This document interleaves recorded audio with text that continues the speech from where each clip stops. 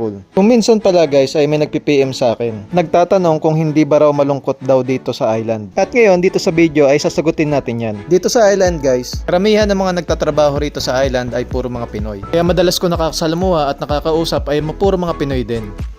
Lakas ng alon!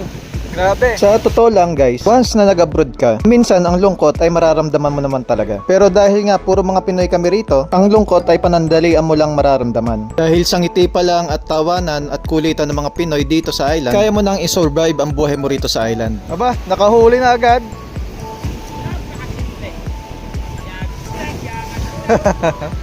Ay, fish on na guys, fish on. Ay. Puri. Meron. Ayoko. Ayun, may hila pa nga oh. Lalabas to.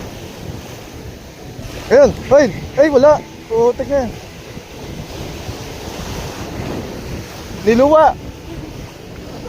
Kaya ang sagot ko sa nagtanong kanina ay malungkot na masaya. Malungkot dahil di mo kasama yung pamilya mo rito sa island. At masaya dahil nabibigay mo yung mga pangangailangan nila sa Pilipinas. Pero syempre, di ba, bilang isang tao ay mararamdaman mo na naman talaga lahat yan. Ang lungkot at ang saya. Kaya kung hindi mo nararamdaman yung ganitong emosyon ay magtaka ka na.